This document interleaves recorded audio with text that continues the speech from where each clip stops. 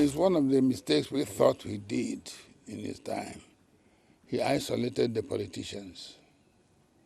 In the north, Katsina brought in the old politicians, Kishimik, Ibrahim and others, brought them together, was consulting with them.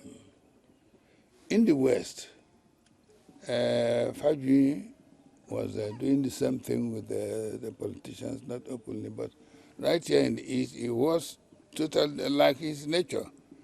It was always absolute. You are instructed to do this, he would do that to the extreme. So when he came to the east here, the politicians in the east, he kept them away. He put Dr. Mbanugo into detention. Dr. Mbanugo was the chairman of the Eastern Working Committee of the NCNC. He put Dr. Opara into detention, and he placed Dr. Azikiwe under house arrest. Then in my own case, I think he remembered my arrest, so he served me a notice of restriction. I was restricted within 10 miles radius of my house. When he came back, went into the colonial service, was DO. He said, at that time, when you were made DO, you were at the helm of the civil service. You were just at the top.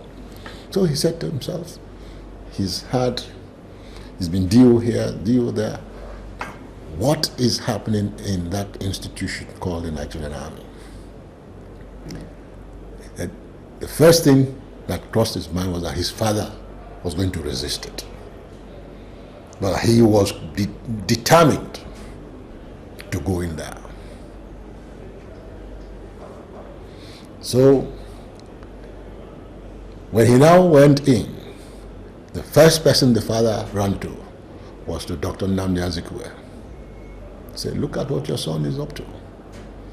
So they tried to block. It was because they didn't allow him get his proper position in the army as a graduate that he decided to go and enlist as a recruit.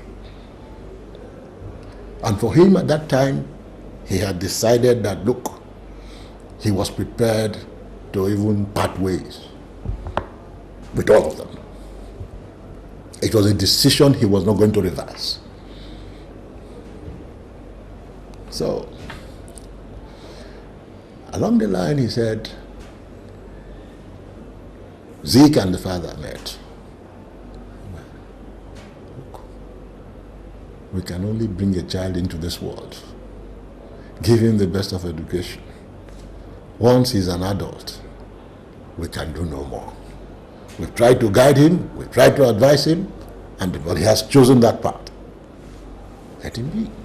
We became closer and friendly after he returned from England and was appointed assistant divisional officer at UD. And I was then the principal organizing secretary of the NCNC in the Eastern region, and I was based at Enugu.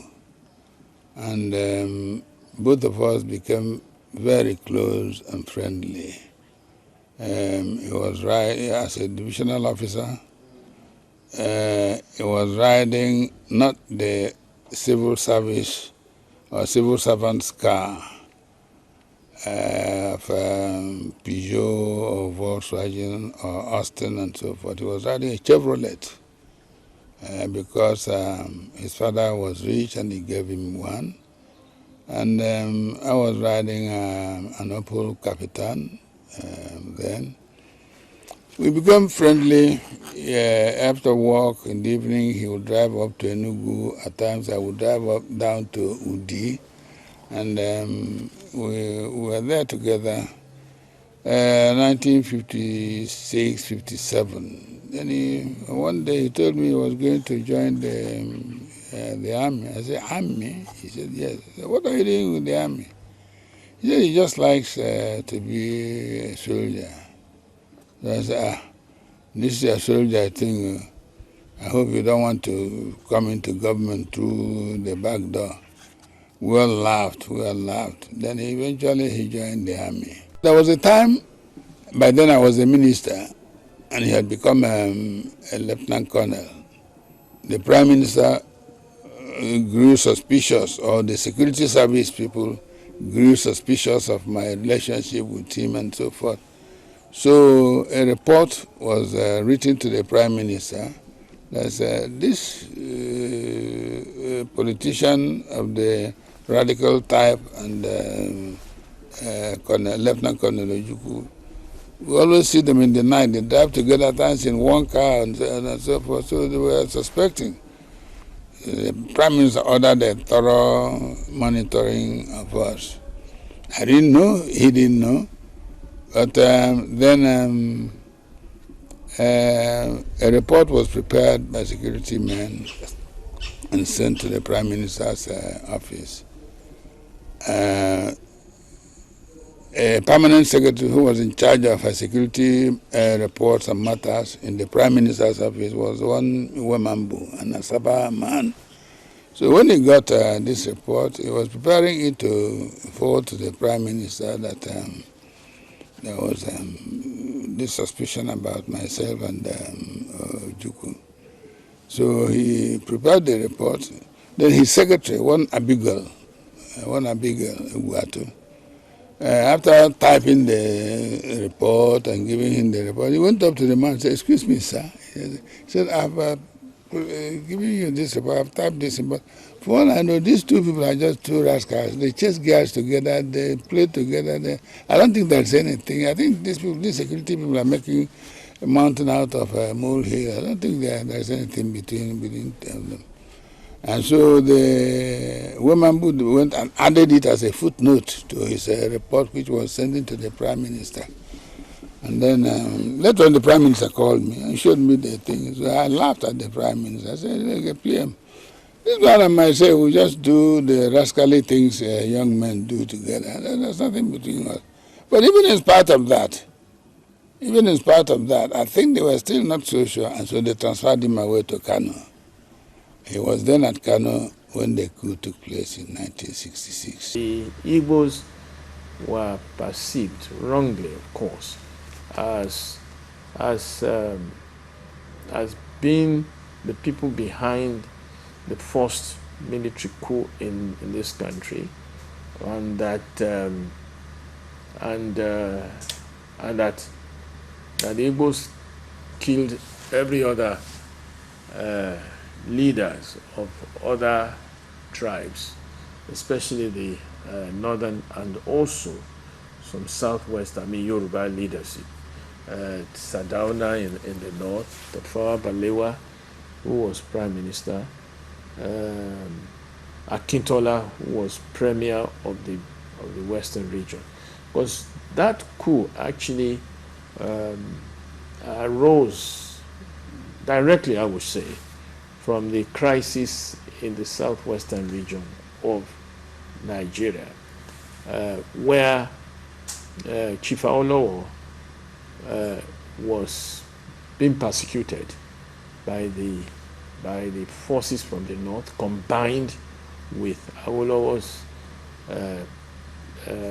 subordinate in the west. So, and then there was a general election, which ended in a stalemate in 1964. So there were serious tensions in the country when the first coup took place. By the way, the first coup, from my personal perception of it, was very altruistic. It was it would have placed this country on a proper ideological basis, because I don't think it was a sectional coup. Somehow they thought that sparing Osadebe, an Igbo premier of the Midwest, and Okpara, an Igbo premier of the Eastern region, was a deliberate act, but it was an accident. First of all, there was no stationary army in the Midwest then. So there was nobody to immediately take over from Osadebe. Now, in the East here, Archbishop Macarius, the president of Cyprus, was a guest of Dr. Okpara at Enugu here, and he was with Dr. Okpara.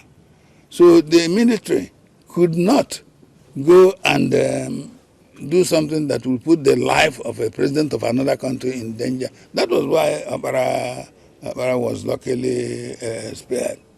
I believe that if, on hindsight, our top politicians, and even people like us, had been involved, yes, the harm had been done on both sides. But at least a compromise would have been struck, and the country would have been spared the war.